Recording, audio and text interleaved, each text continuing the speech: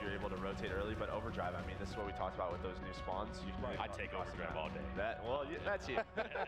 Fair enough, fair enough. That's going to do it for our analysis desk before this first matchup on Prime Time. For now, we can send it over to our casters for the matchup. Thank you, gentlemen. I'm ready. It is time for prime time, and it is EnVy going up against Faze.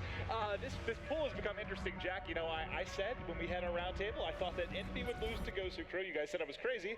It wasn't EnVy that was losing, it's Faze that ends up dropping. Which doesn't really make much sense, but we got a nice crowd here at MLG Vegas, the Open presented by PS4. This Group A matchup, EnVy looking to sit atop the group at the end of day one, and they can do it with a victory against Faze here. Could we see Faze potentially be 0-2 in pool play? We'll have to see how it all plays out. Right now, Faze come out to an early lead. Yeah, Tash is starting out very nicely here. 3-0 streak, should make it 4. He's able to win one more gunfight. See if he can keep this going. Already 300 off the Trinity, and Faze opening up a nice lead. But, you know, it's interesting. We're really high on Faze, obviously, right? They looked really good at PSX, and scrims, they looked really dominant. But with the changes here that we've had to Hardpoint and some changes in Uplink, it's been a little bit of a reset, I think, for some teams, Jack. And maybe that's why they haven't been as dominant as we maybe expected they would be. I got to speak to Zuma in that interview prior to this series starting up, and he basically said every team is feeling a little bit under practice to what they would like because of all the game changes that have come in. Obviously, some were expected, some might have caught some of these players off guard, and they've had to adapt. So far, we've seen some players who maybe they're not doing well on a map, so they swap to another weapon, then they swap to a third weapon to try to see what they can make work. K-Bar, though, the main gun of choice. You're seeing that right now from Enable, as he's currently 5-1 on a 4 streak. He's the guy that really has struggled so far today in search and destroy for Faze, as they went 0-2 in their first series. In my opinion, this is a must-win game 1. Yeah, that sounds a little bit like what we've seen from Luminosity, too. I think they're 0-3 in Search and Destroy so far this weekend, but they've only dropped 1 respawn. Yeah. So they're looking really good from that standpoint, and that's a reason that I had Faze. I was so high on Faze in Luminosity, though, has been their strong respawn. The fact is, can they step it up at S&D when it matters? And even though you had a really early lead for Faze, EnVy has battled right back with a nice Turbine Hardpoint. Actually, really surprised to see Apathy at the bottom of their minimap challenge the player pushing through that back deck area. He pushes so far out that there's actually a spawn that comes in for Enable behind his teammates, and now Faze have a great pinch towards this new hill. I don't know if Apathy's picked up on it yet, as he's still expecting pressure towards this deck side. But look at the minimap. There's Faze players already at the new Hardpoint. Now Apathy's out in the middle of nowhere. And this is what I talked about. I was watching Apathy's stream the other day. Thankfully, they got the spawn. I was watching Apathy's stream the other day, and you know, he was married recently, had his honeymoon, hasn't been able to grind as much. And there were a couple times where I saw him get a little bit lost in Hardpoint, and I thought to myself, maybe it's just because he hasn't played as much. Is that maybe one of those times that it kind of happens? Just a little bit of an off cue because he just hasn't put in the time some of these other guys have. If you watched right there, he actually, if the Faze player who was close to deck and towards middle map was a little bit further pushed up, they would have blocked those back spawns. It did work out for EnVy momentarily that Apathy actually held those spawns for his team, but unfortunately they still get wiped out. Faze up by over a minute now, as they are just picking EnVy apart in every aspect of this game. 5.0 KD for Attach, double positive from Enable, double positive from Clayster.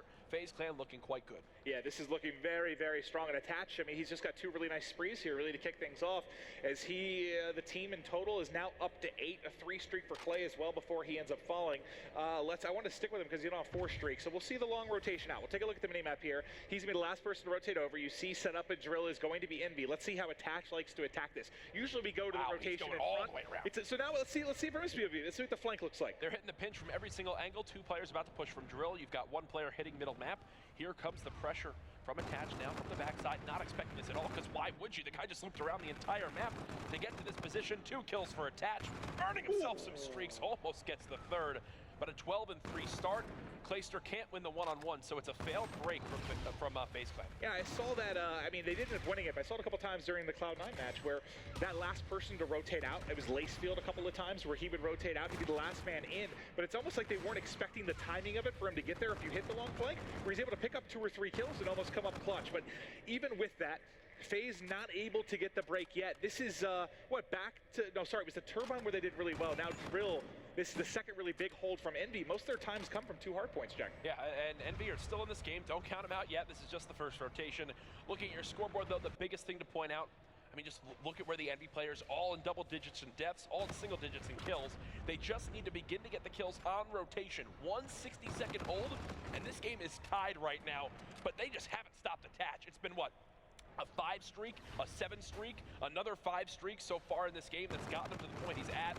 The man is just lights out, finally gets cut down, but already the damage is done. Faze's lead up to just shy of 80 seconds. And this is what's so interesting. This is why this is kind of why I thought that EnVy may struggle against Ghost Crew, and I thought Faze was going to cruise in this group. Right now they're having their way with EnVy, but like you said, you've seen a couple of matches that have turned on their head very, very quickly. You just need one or two strong hard points in a row, and you can bounce back into things. And you know, I'm sorry for those of you at home that want to see EnVy. I know I haven't spent a lot of time on with the players, but just look across the KDs right now. I mean, everybody -4 to -7. No one's really getting a whole lot done. I know slaying is not the whole picture, but when your entire squad's negative like that, Jack, it's not easy. Yeah, and Faze in their first series, they lose the second hardpoint, which I think Zuma was really shocked by. They were expecting to sweep both hardpoints. You take that other respawn, boom, they're set. And that's what made Faze so successful back in Advanced Warfare. This is a start you needed from Faze Clan. A 1.13 respawn KD so far for Clayster. He's building on that more now, currently at a 1.6. I mean, EnVy can get these 35 seconds and still be down by about a minute. Well, think about PSX. They dropped, what, one hardpoint the entire time? It was the Orbit in the final? Yeah. I think they won every single one. I mean, they were touted to be the best hardpoint team, the most practiced team going in. And you saw that at PSX. The question is, with the changes here, can they adapt quickly? And this series certainly getting it done. Here comes one final pressure from Faze, and it's going to be a 2v1 inside this turbine area. Attach tries to challenge Slasher, who's got himself some nice cover. Slasher does win it, and Faze will spawn all the way out towards this back deck area. You see on your minimap, Faze in a terrible position for this new hangar hardpoint. This is where EnVy can begin to mount the comeback. Apathy has one job, and it's to stay alive. Yeah, now he'll in a little bit better position here to deal with them trying to flood through, but he does end up dropping as he got pushed by two players. Just too much to deal with. But you still have EnVy inside the hardpoint, but now the pinch is going to come in. JCap going to have to go huge. Able to find one before dropping. Is there anyone there to trade it out? Below is Slasher. He's going to drop, and EnVy gets a clean break very, very quickly. And EnVy now need to begin to slow down. You can see the player who I believe, just sat outside the front door. Instead of challenging, decides to wrap towards this middle tunnel area. They'll hit out the back rock. There is now a pinch coming in from Clayster. Heads up play from him, but EnVy smell it on out, and now they'll push on in. This should be a clean break for EnVy as they've got a 4v2 number advantage at the hard point. Yeah, it's kind of a risky play by Clay, but if it works, he ends up behind two players, right? He might get an easy two-piece, and that basically shuts down what would have been a final push from EnVy, but the fact they sniff it out gives them a chance here. They're still staying alive, trailing by 70 points. What does EnVy need to do differently for you here, Jack, to get back in this? It stays as one thing and one thing only. They just need one solid hard point. Force phases spawns out, win the kills on rotation. For example, right now, they get one from Slasher, Enable's still there. Now JCap wins it, now they need to hold. Now they need to stop the bleeding, win these next few engagements, force Faze to have to go for some crazy pinch play. EnVy can tie this game up right now with a perfect hold, and this is a setup that they've been waiting for. This has all the signs of it being a stronghold for EnVy on this hard. And this is a hard, but you can do that, especially when you keep spawning them back at Turbine over and over and over again. But flying in, Zuma and Clayster are able to get a break. Apathy going to have to try and trade some kills here. He does pick up one in the back, shuts down observation deck, rewinds out, wins a second. 6 stuff there from Apathy, and they're climbing back. In this one, Jack, we got ourselves a 30-point game, buddy. Don't count out the world champions in EnVy. They're beginning to claw back. Apathy somehow still alive. He's still on a 3 streak. Challenge comes in, not gonna work today. Is there more for him? Apathy feasting right now on a 4 streak, nearly makes it 5. But either way, the damage is done. I said they just needed one solid hold.